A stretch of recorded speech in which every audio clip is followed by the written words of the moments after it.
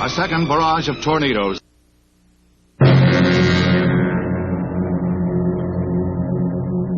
The tension in the Middle East over the Gulf of Aqaba blockade develops into full-scale war, with reports of heavy fighting between Israeli and Egyptian forces along the Gaza Strip and the Sinai border.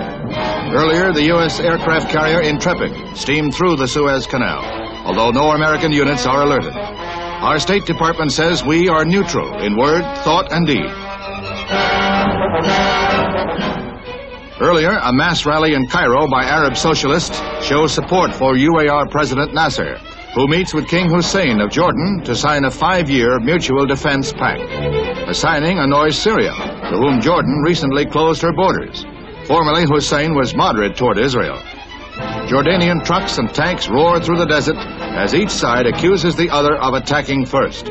Despite 2 reported air raid attempts, Jerusalem is relatively calm. Israeli Chief of Staff General Yitzhak Rabin visits and inspects troops in the Negev desert near the Egyptian border. A UN ceasefire request is supported by the U.S., while Russia accuses America and Britain of encouraging Israel to attack.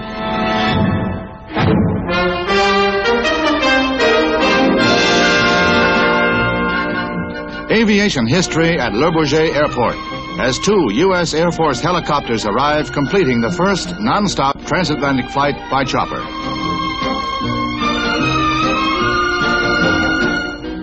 The copters carried crews of 5 men each from Eglin Air Force Base in Florida. They flew the same route used by Charles Lindbergh 40 years ago and refueled in the air several times. They made it in less than 30 hours. Another first at the Paris Air Show, the world's largest jetliner, the Douglas DC-861. The $9 million giant flew non-stop Washington to Paris in 12 hours. It's nearly 190 feet long, weighs over 160 tons, and can carry as many as 251 passengers. New milestone in air travel.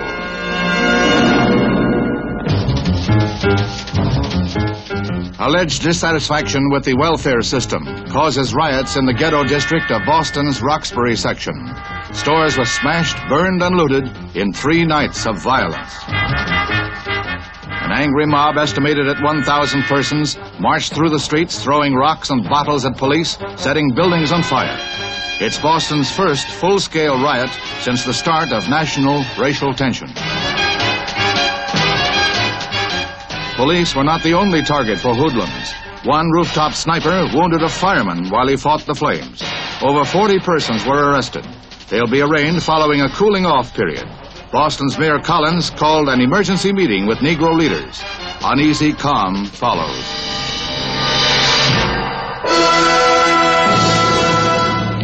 An entire village is evacuated in the demilitarized zone which separates North and South Vietnam. Some 3,000 people prepare for relocation in a new area south of the embattled border region. Marines ordered the move when the fighting endangered civilians.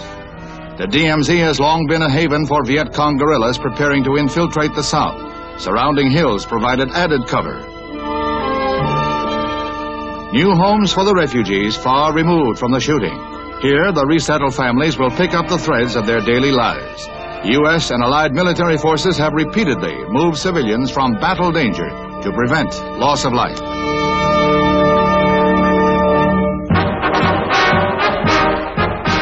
Red China, seen from the island of Quemoy, where close watch is kept on communist mainland activities. Under red guns, free Chinese troops man underground facilities, even radio stations.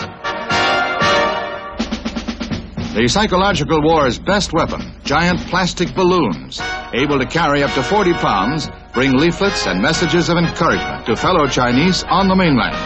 Less than 2 miles away, they can rise to 40,000 feet, travel up to 12 hours.